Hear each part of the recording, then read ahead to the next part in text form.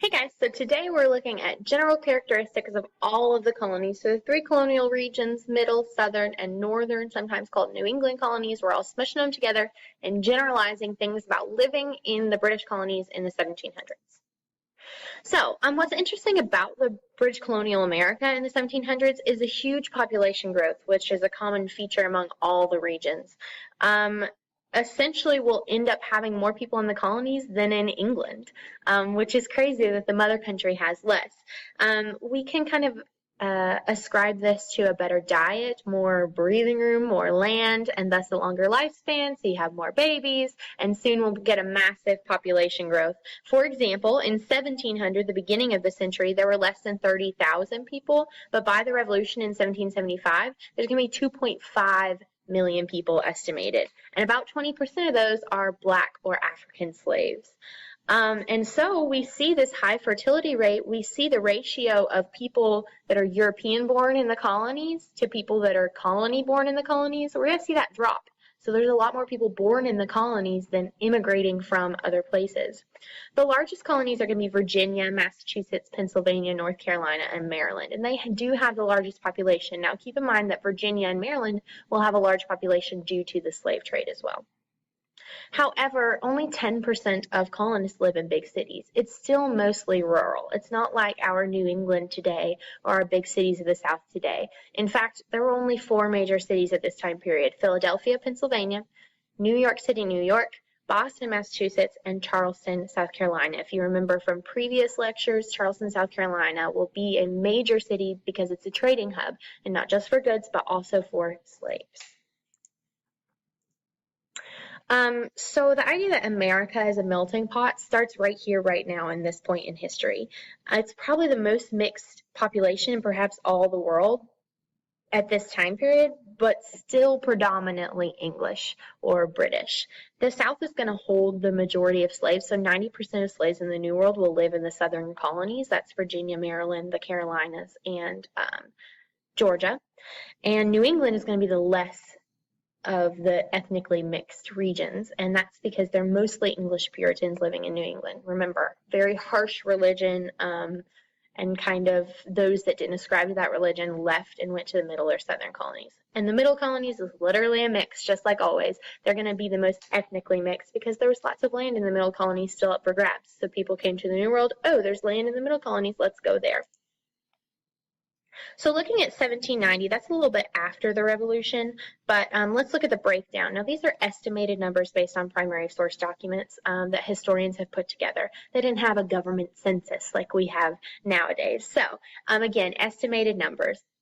Over half are British still, English or Welsh born, 66%. And those people bring to the table the English language as well as their judicial system. So most of the colonial assemblies and all of the courts are going to be very British based off of what Parliament is doing in England. They will also spread the English language. That's going to become the official language, and it's our official language nowadays in America. Next, we have Scots-Irish. It's different than Scottish and Irish. They're mainly Scottish, and essentially they're Presbyterian Scottish. They went to Northern Ireland, and they were kicked out of Northern Ireland and then came to America. So that's the difference between Irish and Scots-Irish. And mainly throughout their time in Scotland, Ireland, and the colonies, they are poor white farmers. They end up trying to grab land or squat on land in the country, more towards the interior of the colonies. And we're going to see a few times that you read in your reading where the Scots-Irish will settle together in their own little pockets and actually go against what the, I guess, more upper class elite on the coasts say, such as the Carolina Regulator movement, and which was all about debts and debtors court, kind of discriminating against the lower classes, of which the Scots-Irish were a part of, and the Paxton Boys, which is revolt against Native Americans and small poor white farmers trying to take Native American land. Then we get Germans. There's tons of Germans that immigrate to the New World, and they will mostly stay in their little German pods. So they will often live with people that speak German and have German culture and stick to that more Lutheran religion. And they have zero loyalty to the British Crown. So a lot of Germans will actually end up fighting in the Revolution on the side of the rebels. Some smaller population breakdowns here. Dutch, Irish, and French are all going to be less than 5% of the population at this point.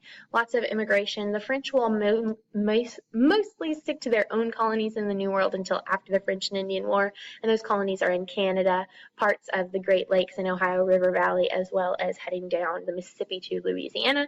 But in 1763, they will get kicked out. And then we have a 0.03 population of Swedes, Jews, people from Switzerland. But the largest, I guess you could say, minority population is Africans. 20% of the nation, estimated 20%, were African slaves or freed blacks of African descent, mostly concentrated in the South. So just like all societies, there is a social structure, social ladder. So at the top, there's a small upper class, but those small upper class own a lot of the money and a lot of the land. And such, there are barriers to social mobility. Those middle class citizens can't really move up as well. The upper class kind of in the South is more the aristocratic planters that own a lot of land. In the middle and northern colonies, it's going to be very rich merchants who own large businesses, respected lawyers, officials appointed by the crown, and in those Puritan colonies, it's going to be the priests and the clergymen and the bishops that are in charge. Next, we have small farmers. They own a lot of land, but not individually. There's lots of them. They all own little portions of land, and thus they own a lot of the land in the middle colonies. Next down that social ladder would be people that don't own land. Manual workers, people who are hired on farms, people who work in shops. And these are seen as less than because they don't own land. And they also, in many colonies, won't be allowed to vote because they're not property-owning males. Next on the list would be indentured servants. Again, that's kind of dying out as a practice, but any sort of servitude or criminal or jailbird is going to be considered to have little or no influence, but still seen as superior to all blacks, freed or slave. They're at the very bottom, and black slaves are completely denied rights. There's no chance for them to move upward socially. And even Southerners wanted to restrict them even more through the use of slave codes. All right, so there are reasons why the poor are poor and the rich are rich here. Let me move my little thing to the corner. So the economic system and trading, how Europe wants goods from the New World, that's going to really benefit those that can pay to ship those goods or that can pay to produce those goods. So that's why merchants are going to end up at the top of the social ladder. They make a lot of money. There's a huge high standard of living in the colonies because if you can make it, you can make it. And you can make a lot of money shipping things like tobacco. And plantation owners are going to start to make more money once they drop the idea of indentured servitude and continue on with the practice of slaves because it's free, cheap labor. And they were seen as dispensable and inferior and thus unable to rebel. So let's look at the right here. Why are the poor poor? Here's some reasons. The idea of primogeniture, which is an inheritance law that was British custom at the time, was brought over to the colonies. And that's the idea that the oldest son of a guy that dies is going to get the most of the inheritance, and the younger sons are going to get less. So the oldest son is more important when it comes to the inheritance. And so if you're the second or third son of a guy that dies, you're not going to get very much. And you might end up being a wage laborer, working for someone else on a farm or working for a business instead of owning your own lands like your father before you did or like your eldest brother does. The size of farms then will shrink as well because even if you get a little bit, it's divided between your brothers, or if you have sons, it's divided between them. So sizes of farms start shrinking and shrinking, and also there's just not a lot of land left. It's popular to come to the colonies and the rich people have grabbed up a lot of it. In the South, when you struggled as a farmer, let's say bad weather wiped out your whole crop, that's your entire livelihood. So within 1 year, you could go from doing really, really well to not doing well at all and becoming a tenant farmer, which means you live on someone else's farm and work for them. Indentured servitude in the beginning is going to grow that lower class, but then it dies out and we'll see more slavery. So we get even more poor people that end up servants.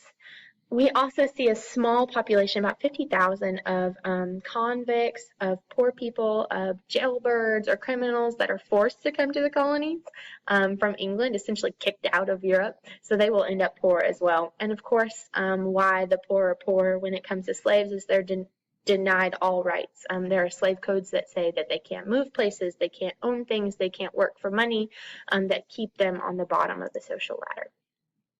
So somewhere stuck within this social ladder, we have professionals. They're a different class. I would say middle class, but the middle class doesn't really exist at this time period, but that's our picture of a middle class here. So anyone that works for the church, Christian ministry is mostly honored during this time period, especially after the Great Awakening. And Christian ministers are often trained at colleges that start during the Great Awakening, such as Rutgers, Brown, Columbia. Harvard was a pastor training college, I believe Yale. And so ministers were seen as highly educated and professional. Physicians, although at the time there was not great medical school or medicinal practices and they weren't that well respected, they were seen as having a profession that is valued, even if they're kind of quacks like the one in the picture right there, and there's no real science behind their medicine. And lastly, lawyers are viewed pretty positively and make pretty good money because they will end up defending colonists in British courts. So colonists would be accused of smuggling or something against the British Crown, and colonist lawyers would defend them, and thus are viewed with very much respect. They will also help write new constitutions, new legal documents for colonies.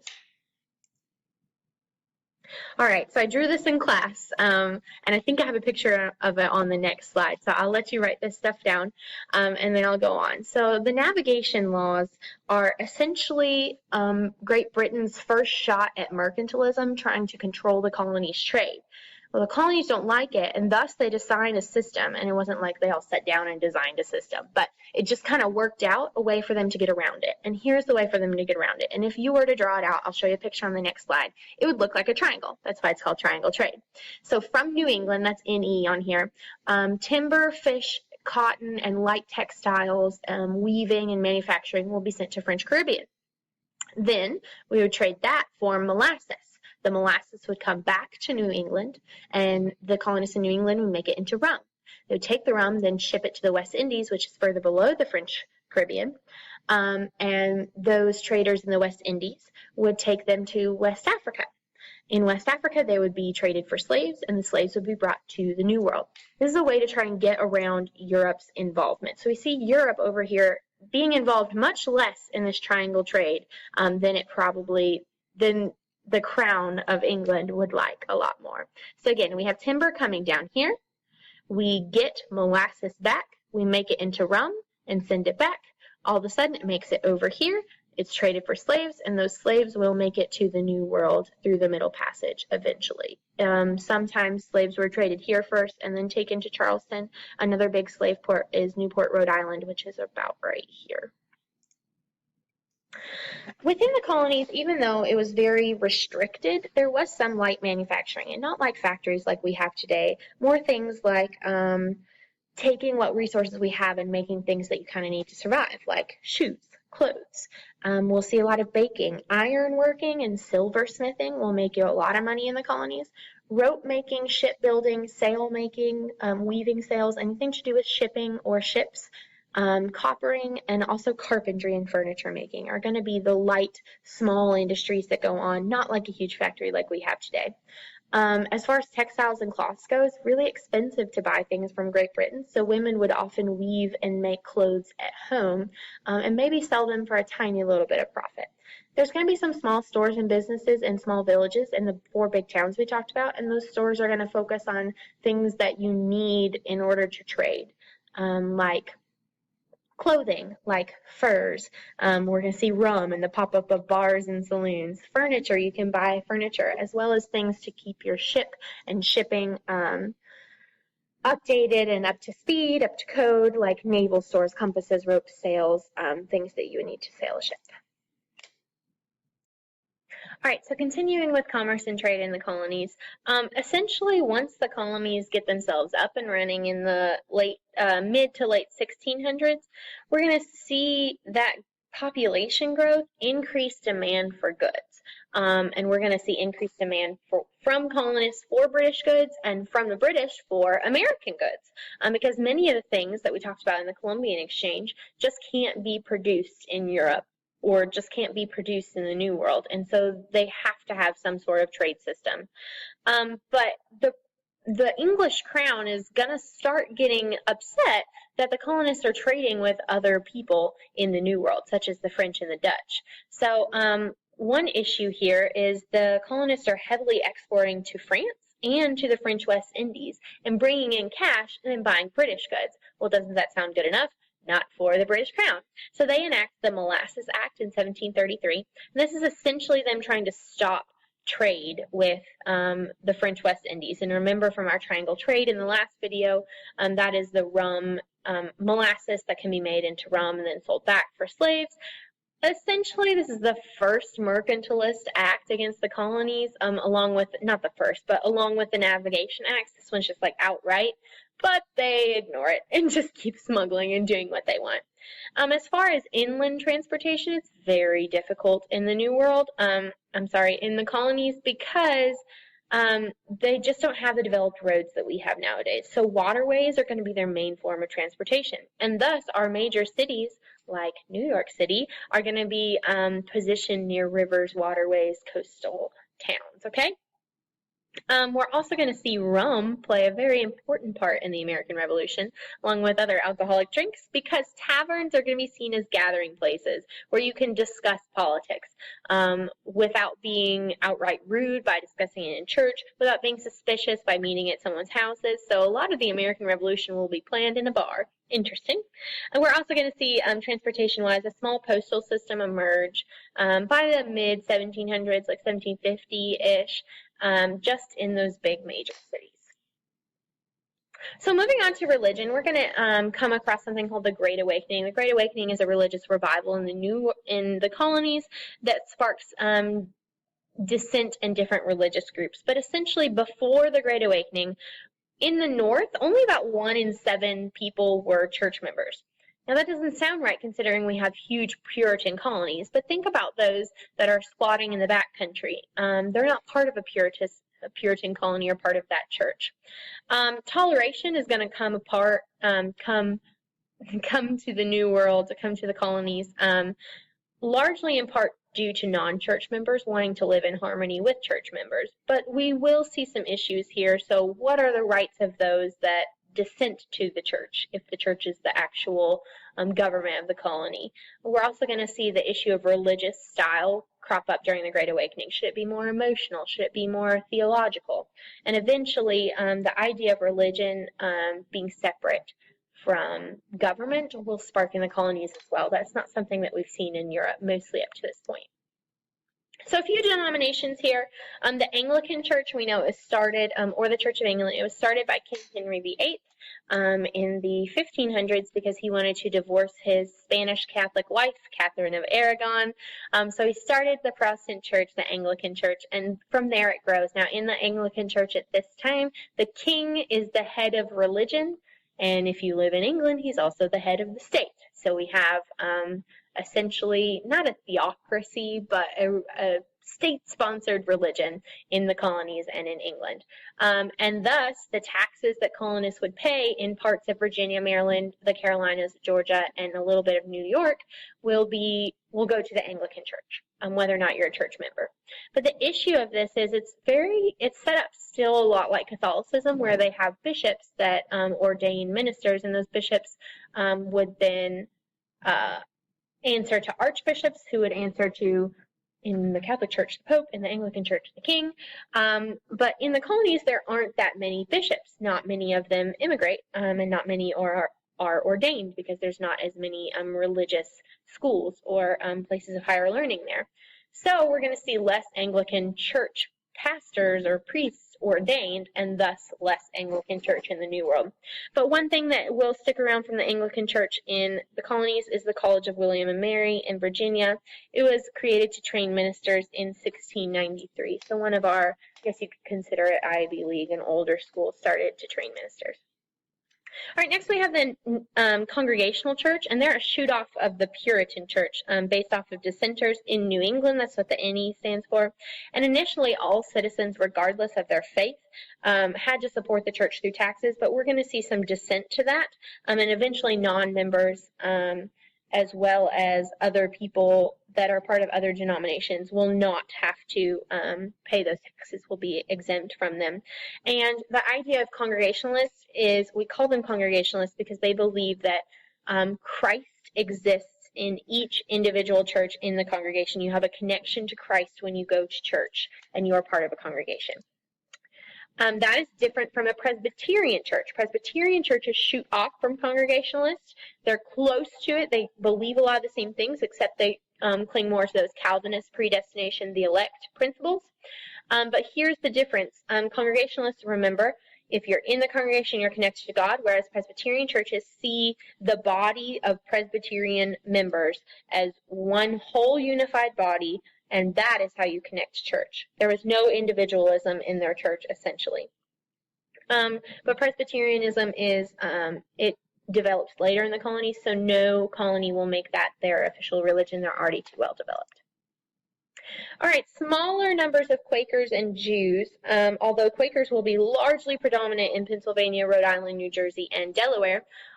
They are not the official religion anywhere, because remember, in Pennsylvania, William Penn established a religious tolerance rule. So anyone non-believing or worshiping of the Christian faith or any faith could come to Pennsylvania and live. Same in Rhode Island, and New Jersey and Delaware will follow that eventually.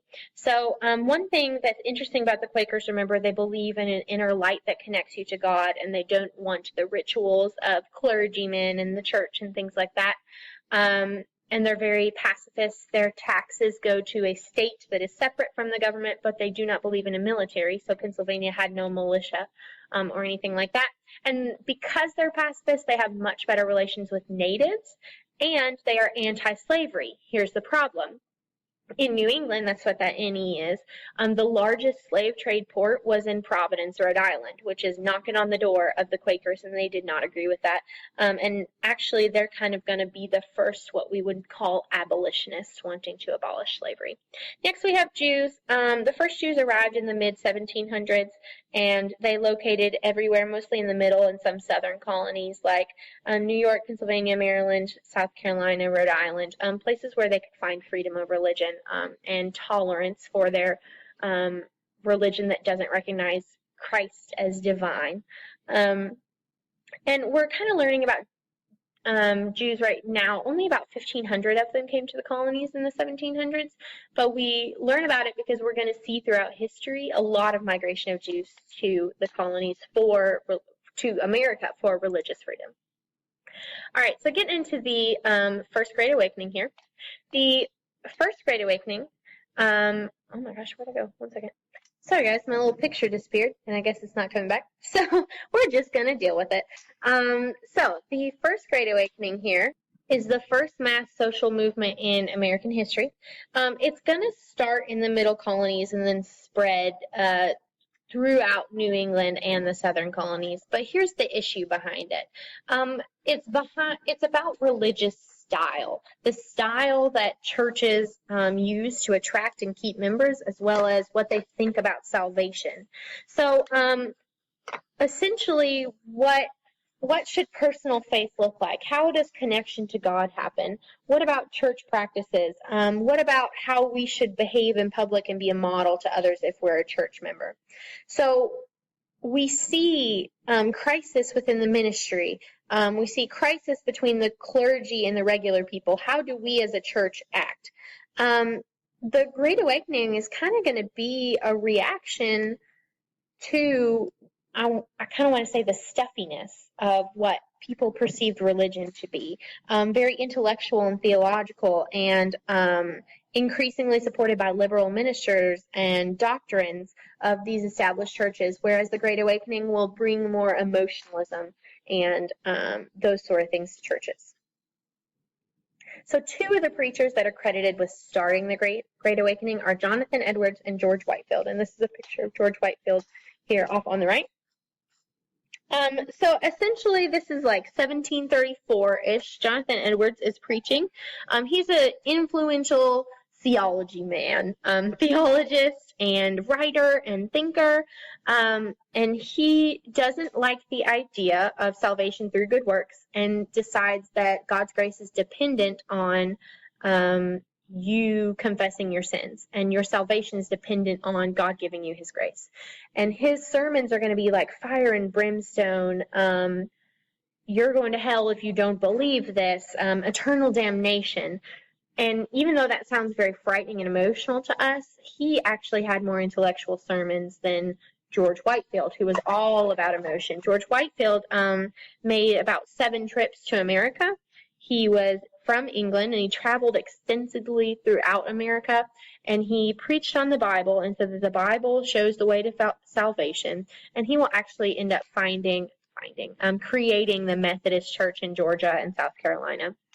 So these boys right here, Jonathan Edwards and George Whitefield, the first Great Awakening boys, they would be considered new lights here on the right. So I'm going to explain that one first. New lights are, they support the Great Awakening. They believe that there needs to be a revival in American religion, and they use emotion to do that. They want big conversions. They want big revivals. Sometimes even women and some slaves were invited to revivals, and they wanted an experience where people would feel religion, where it would pull on people's heartstrings in order to receive salvation and for them to want salvation. So the Baptist Church actually begins because of the First Great Awakening, and it attracted believers in conversion who wanted to feel emotion in religion and become immersed through baptism and follow Jesus Christ. That's the New Light idea, this emotional preaching. Old Light would be the orthodox, the older preachers. They're more liberal. They're skeptical. Oh, yes, I wrote it on here. They're skeptical of the emotions. They're critical of the show that the revivals are putting on, and the running up to the altar and the confessing of their sins. And they believed that if they showed emotion in their sermons, then it undermined their credibility as intellectuals. It threatened their spiritual authority as preachers. So we're going to see churches split over the idea of how do we connect with God, in an emotional way or in the previous theological, intellectual way.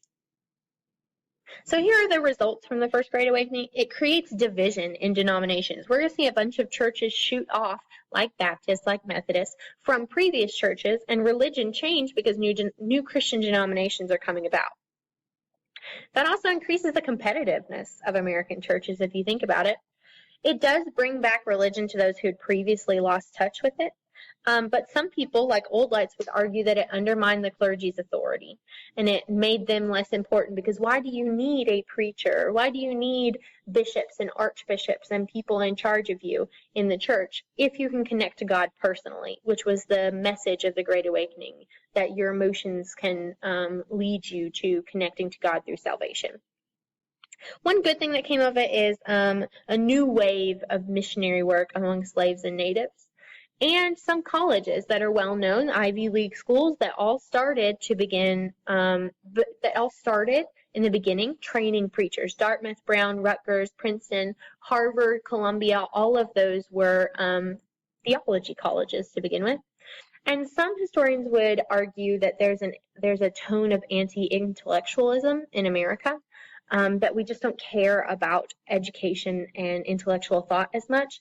Regardless of what you believe on that idea, historians point to this moment as anti-intellectualism being sown in the American character, that people would prefer emotion in preaching rather than solid theology.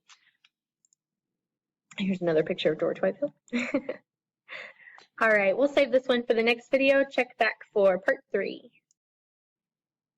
All right, so another social aspect of the colonies is the idea of education. Education and like publicly funded education will start in New England in the northern colonies. They're going to be the leader of education, and here's why. The Puritans in the colonies, they want their children to be able to read the Bible. So nowadays, we in public schools educate you so that you can grow up and be a good citizen and get a good job. That is not their want. That is not their desire in educating Puritan babies. They want their babies to be able to read the Bible and be good Christians. So as such, we'll see a lot of tax-supported primary and secondary schools. Again, still full of religious texts, but a start to tax-funded schools. And in New England, we're going to see the literacy rate be much higher than the middle colonies or the southern colonies, where only those that were really, really rich could enjoy education. And even nowadays, we see the literacy rate in New England just it is higher because of the notion of that culture of education. In the middle colonies, we're going to see a little bit of what's in the northern colonies, a little bit of what's in the southern colonies. Some tax-supported tax-supported schools, publicly funded, mandatory sort of go to school if you're little idea. But a lot of private schools as well, where if you were more wealthy, you could send your kids to a school for better education. In both the southern and middle colonies, they're just more spread out. The diffusion of population just prevents good schooling because you'd have to travel a long way to get to a school, just because we don't have big cities, just small villages. In the South, there's just like not much opportunity for education at all unless you are extremely wealthy and white, because then you could send your kids to school in America, a boarding school, or over to England if you so desired. A lot of wealthy members of society sent their sons to college back in Europe. And some wealthy families will hire live-in teachers that live with them, tutors, to teach their kids how to read. As far as higher education, the point of higher education in the colonies is mostly for religion. The primary focus is the training of new clergy, not academic professions. And so those classes in the colleges that begin are going to be theology classes, Latin, Greek, and Hebrew classes, things to help you better understand and read the Bible, except for the University of Pennsylvania. Ben Franklin, he's going to kind of take those Enlightenment ideas and establish a liberal arts college, and this is the University of Pennsylvania. It's the first college that is not a theology college. It's free of religious control, and they're going to have a curriculum that has more languages like French, Dutch, German, Russian. They're going to have more science classes, reason, logic, experimenting with things. But a lot of these old colleges that we know of, Harvard, William and Mary, Yale, Princeton, Columbia, Brown, Rutgers, and Dartmouth, those all start as religious colleges, whereas Pennsylvania starts as a you can learn other professions sort of college. So looking at literature and culture, bottom line here, in this time period, most Americans are too busy working to survive to even think about art and culture. There's just not an artsy feeling in the colonies because they're just trying to live. But we will have some notable artists or writers. Phillis Wheatley and Benjamin Franklin are the two we're going to talk about. Phillis Wheatley was a slave brought from Africa in 1761, and she's taught by her master's wife how to read and write. She will write poetry, she will write diaries, she will write songs, she will write short stories, and she's the first African-American writer known in U.S. history, which is awesome because she's a woman as well. But what's significant about her, she wasn't exactly famous during her time period. Later on, abolitionists in the 1860s, when they're debating slavery, will point to Phillis Wheatley and say, blacks are not inferior. Look at this woman before most whites could read and write. She has beautiful language acquisition, and she can write beautifully. So how dare you say that blacks are inferior to whites? That's the abolitionist argument that Phillis Wheatley will be used for.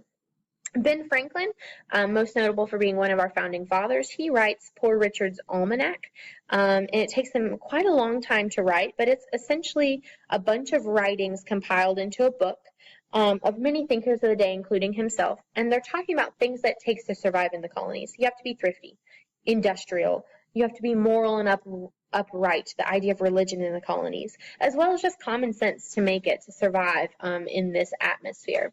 He's also going to be known for a lot of his scientific experiments, like the kite and key experiment, the bifocal spectacles that you see on National Treasure with Nicolas Cage. That's a real thing. And one thing about him that's really cool, he's going to start the first circulating library in America. They didn't really have tax-supported libraries as privately funded back in the day. And so a circulating library is if I need a book from another branch, there's a courier that takes the books around to other branches. And by the start of the Revolution, when Ben Franklin's a little bit older, there's going to be 50 privately supported circulating libraries, and he will be the primary supporter for most of them. All right, speaking of press during this time period, the way to print documents was a hand-operated printing press. Like you take a little rubber stamp letter or metal stamp and you put it into the machine and you make them the way that you want to, and you spread it and go over it and press it and press it and press it. So it takes a long time, but it's effective, much more effective than handwriting or copying things handwritten. And so the things that they will be passed around, pamphlets are kind of like their newspapers, leaflets are a little bit smaller, and journals are more like magazines. I guess is what you would compare them to, more so than writing full-out books of the day. And essentially, the printing press is going to be really, really important in the colonies when it comes to rebellion, because they're going to air their social grievances in the newspaper and in pamphlets and write about how much they hate Britain and they hate the crown, and that's going to help build opposition to the British. One important press case of the time is 1737, the John Peter Zenger case. Essentially, John Peter Zenger owns his own newspaper. He was criticized for printing in his newspapers writings of his own that said the governor's corrupt. He's charged, he's brought to trial, and he argued that, hey, I printed the truth. And the royal chief justice who had been appointed by the crown said, yeah, you told the truth, but you printing stuff bad about the royal governor itself is cause enough to bring you to trial and convict you. Whether or not it's true, you just shouldn't print bad things about the royal governor that the king has put in place. Well, the jury is a colonial assembly full of colonists, and they rule in favor of Zenger, saying it's the truth. He's allowed to print it. The dude's corrupt. And so the significance of this is that it paves the way towards freedom of expression, freedom of speech, freedom of the press that we have today. And actually, thinkers and our founding fathers will point to this case as an example of how freedom of the press is good for a government and for a country. All right. Just so you have these words in your brain, there are three types of colonies. Royal colonies, the royal governor is appointed by the crown. Proprietary colonies, these include Maryland, Pennsylvania, and Delaware. These are colonies where they are established by someone other than the British Crown or bought by someone other than the British Crown, investors who they choose governors. Think, already told you, Pennsylvania, Maryland, and Delaware. And charter colonies are going to be oftentimes land given by the king, but allowed to have a self-governing charter, like Connecticut and Rhode Island. Eventually, that land will be bought out. They're no longer royal colonies. They are charter colonies with their own colonial assemblies, and the governors are elected. The rest of the colonies are royal colonies. And looking at their colonial assemblies in these places, they're going to model them very much after British Parliament. And British Parliament has a bicameral legislature. The upper house, the House of Lords, or the Council, has a bunch of different names, is going to be appointed by the governor, the royal governor, or by the king. And then the lower house, think like our House of Representatives kind of, is going to be people that are elected, representatives elected by property owners or citizens. And that's where revenue bills are going to start. So we see the beginning of some seeds of democracy right here in the idea of a bicameral legislature. However, they're just not as effective as Parliament. The king still has control over everything, and the royal governors do as well. But the fact that they're local and there's more of a direct democracy hint to it, they're going to be more progressive than the English local governments, who the aristocrats are mostly in charge. Town meetings are going to occur, except there's still voting restrictions. You mostly have to be white and male and own property to be able to vote. And actually, out of all white males, 50% of them couldn't vote because they don't own property. Governors themselves, if they're royal governors, they do have legal power, but they have some weaknesses as well. Their legal power, they were able to exercise veto power over colonial legislation. They could dissolve the lower houses of the assembly. They had power over the courts and to appoint judges. However, the assemblies often controlled, here's some weaknesses, the assemblies often controlled their salaries. The governors were always second best to the king. Whatever the king said goes. They often don't have a lot of money in order to enact their laws.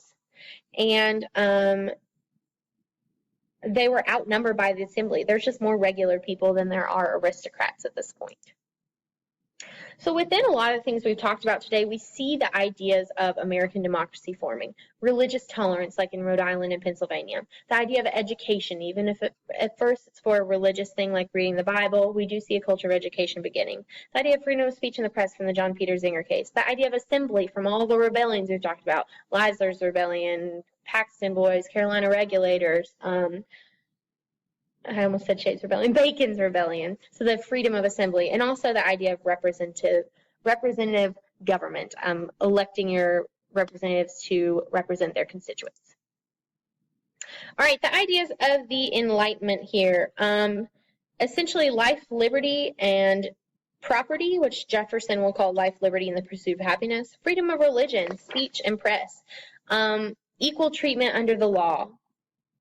The idea that we are equal in opportunity, not necessarily economically, but that we should all be able to be given a chance to live as equal humans. Human dignity, happiness, the idea of logic, ration, science, forward progress, bettering your government, bettering society. The idea that the government is to protect those who own property and who have a stake in society. So the Enlightenment is an intellectual movement that in Europe that comes to the Americas, and here are some thinkers from the Enlightenment. John Locke, his ideas Thomas Jefferson will use for our Declaration of Independence. This is the idea of natural rights, life, liberty, and property. He wrote the second treatise on government, and he decided and wrote down that men set up governments in order to protect their property. And thus, if the government's not doing the right thing, you have the right to rebel, which Americans will take and run with the American Revolution. Next, the Baron de Montesquieu wrote The Spirit of Laws in 1748, and this is the idea of checks and balances and separation of powers. Separation of powers means three branches, executive, judicial, and legislative, which we kind of have at this point with our colonial assemblies and with Parliament, but not really. The idea of checks and balances keeps one branch, the king, from taking over the other branches, which we will actually write into our Constitution. And finally, Adam Smith with the idea of the wealth of nations, and this is where modern capitalism comes from, the idea that there's a free economy, a free market, goes completely against the idea of British mercantilism. All right, last bit here. From the Enlightenment, we get this small religious or philosophical movement called deism. And here's the premise of deism, that God created the universe and then was no longer involved.